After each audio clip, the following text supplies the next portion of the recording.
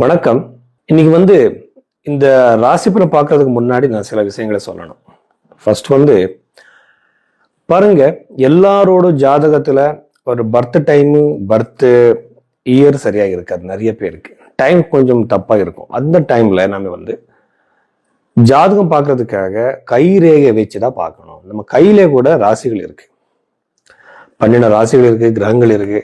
இப்ப for example இப்ப திருமண யோகம் ஜாதகத்துல கன்ஃபார்ம் ஆயிடுச்சுன்னா, நவாம்சத்துல கன்ஃபார்ம் ஆயிடுச்சுன்னா, கை ரேகையில சுக்கிர ரேகை அந்த டைம் பீரியட்ல சேருதா, அது ரெண்டுமே நம்ம கம்பைன் பண்ணதான் ஆகணும். ஸோ ரெண்டு கம்பைன் பண்ணும்போது இந்த இவெண்ட் எப்போ நடக்கும்னு நம்ம ஈஸியா சொல்லிடலாம். அது விட்டுட்டு நாம நிறைய பேர் என்னென்னமோ சொல்றாங்க. ஆனா நமக்கு வேண்டியது என்ன? நம்ம திருமணம் எப்போ நடக்கும், பரிகாரமோ அதெல்லாம் விடுங்க, செகண்டரி. ஆனா அந்த ஈவெண்ட் எப்போ நடக்கும், அது இம்பார்ட்டண்ட்டாக நம்ம கண்டுபிடிக்கிறதுக்காக கை ரேகை, ஜாதகம், நவாம்ச குண்டலி இது எல்லாமே பார்க்கணும். யூஸ்வலா நான் பிரஷ்ன சாஸ்திரமும் பார்க்கறேன். அந்த பிரஷ்ன சாஸ்திரம் பார்க்கும்போது அங்கே ஒரு கம்பைன் ஆயிடுச்சுன்னா, ஒரே ரிசல்ட் வந்துருச்சுன்னா கண்டிப்பா அந்த ஈவெண்ட் இந்த டைம்ல நடக்கணும்னு சொல்லலாம். ஸோ அதுக்காக நீங்க பைரவி ஆஸ்ட்ரோல நீங்க இந்த கன்சல்டேஷன் எடுத்துக்கலாம்.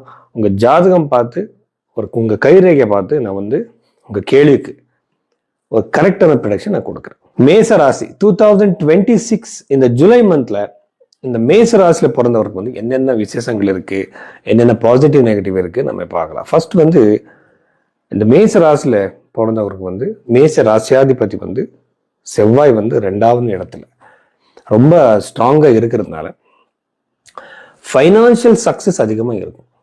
இப்ப நீங்க ஏதோ பிசினஸ் பண்றீங்க, ஒரு புதுசா இன்வெஸ்ட்மெண்ட் பண்றீங்க, அவருக்கு 100% இல்ல அதிகமான லாபம் இருக்கும். யாராவது பிசினஸ் பண்றீங்களோ ரொம்ப நல்லது. யாராவது பணத்தை பார்த்துட்டு இருக்கீங்க, யூஸ்வலா பணம் கொடுத்துருப்பீங்க, அது திரும்பி வந்திருக்காது, அந்த பணம் கூட உங்களுக்கு சேர்றது அதிகமான வாய்ப்பு இருக்கு. அதே மாதிரி பித்ராஜித சொத்து, எப்படின்னா பூர்வீக சொத்து கிடைக்கிற வாய்ப்பு கூட அதிகமா இருக்கு. பிகாஸ் அந்த அஷ்டமாதிபதி 2வது வீட்டுல இருக்கும்போது ஒரு சடனுக்காக உங்களுக்கு பணம் கூட வரலாம். அப்படின்னா அன்எக்ஸ்பெக்டடா ஒரு பல்கான பணத்தை நீங்க பார்க்குற அதிகமான யோகம் இந்த மேச ராசியில பிறந்தவருக்கு இருக்கு.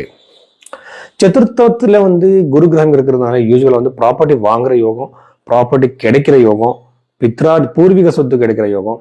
சில பேர் ரெண்ட் பர்பஸுக்காக வீடு கட்டிட்டு இருப்பாங்க. அவருக்கு அந்த மாதிரி ஒரு லோன் அமையறதுக்கு, அந்த மாதிரி வீடு கட்டுறதுக்கு இது ரொம்ப நல்ல ஒரு டைம் பீரியட் ஸ்டார்ட் ஆயிடுச்சு. ஸோ அதனால வீடு கட்டுறதுக்கு, ப்ராப்பர்ட்டி வாங்குறதுக்கு அதிகமான பாசிபிலிட்டிஸ் இந்த ஒரு டைம் பீரியட்ல அதிகமாக இருக்கு. பஞ்சம பாவத்துல ஆல்ரெடி கேது இருக்கிறதுனால உங்க குழந்தைகள்னால பிரச்சனை வரும். தலைநோய், ஏதாவது ஒரு உங்களுக்கு அதை பிடிக்காத மாதிரி செய்வாங்க. அவரை திருமண வாழ்க்கையில கூட பிரச்சனை வரலாம். உங்க குழந்தைகளோட வாழ்க்கையில திருமண பிரச்சனை வர்றதுக்கு அதிகமான சான்சஸ் மேச ராசியில பிறந்தவங்க இருக்கு. இன்னும் விஷயம், சாடை சாத்தி பத்தி நம்ம பேசிதான் ஆகணும். இந்த சாடை சாத்தி பத்தி பார்க்கும்போது யூஸ்வலா சாடை சாத்தி அப்படி எல்லாருக்கும் எஃபெக்ட் பண்ணாது, நல்லது கூட பண்ற சான்சஸ் இருக்கு. இங்க பாருங்க, ஒரு சாடை சாத்தி எஃபெக்ட் ஆகணும்னா அது உங்க சந்திரனோடு, ஒரு மேசராசில பிறந்திருக்கிறீங்க இல்லையா, நட்டல் சார்ட்ல சந்திரன் நீங்க பிறக்கும் போது எந்த டிகிரிஸ்ல இருக்கு அந்த சமீபத்துக்கு வரணும். சும்மா உங்களுக்கு அது சாடை சாத்தி ஸ்டார்ட் ஆகாது. இதெல்லாமே மனசுல வச்சுக்கோங்க.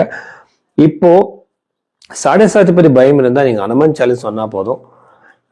யாரோ ஒரு பெரியவர் சொன்னாங்க, ஒரு நாள்ல 7 தடவை அவர் இது சொன்னா போதும், அனுமன் சாலிஸ் எல்லா பிரச்சனைகளுமே சரியாயிடும்ங்கிட்டு. ஸோ ஒரு இந்த சாடை சாத்திக்காக நீங்க இந்த அனுமன் சாலிஸ் கண்டிப்பா சொல்லலாம். அதுக்கப்புறம் 11th ஹவுஸ்ல இருக்கிற ராகுனால கண்டிப்பா உங்களுக்கு சடனான ஒரு சேஞ்சஸ் இருக்கும். உங்க அண்ணர்களுக்கு நல்லதில்லை, எங்க எல்டர் பிரதர்ஸ்களுக்கு, உங்க நண்பர்களுக்கு நல்லதில்லை. எப்படின்னா கொஞ்சம் பிரச்சனையா வரும். ஆனா ஒரு அன்யூஜுவலான ப்ராஃபிட் வர்றதுக்கு சான்சஸ் இருக்கு. நீங்க அது டைரக்டா 5th ஹவுஸை பார்க்குது. எப்படின்னா யூஸ்வலா ஏதாவது ஒரு லிக்விட் ரிலேட்டட் பிசினஸ் பண்றவருக்கு, ஃபாரின் ரிலேட்டட் ஜாப் பண்றவருக்கு, ஃபாரின் ரிலேட்டடா சம்பந்தமான ஏதாவது பிசினஸ் உங்க மனசுல இருந்துச்சுன்னா அங்கே நீங்க இன்வெஸ்ட்மெண்ட் பண்ணா ராகுனால கண்டிப்பா சக்சஸ் இருக்கும்.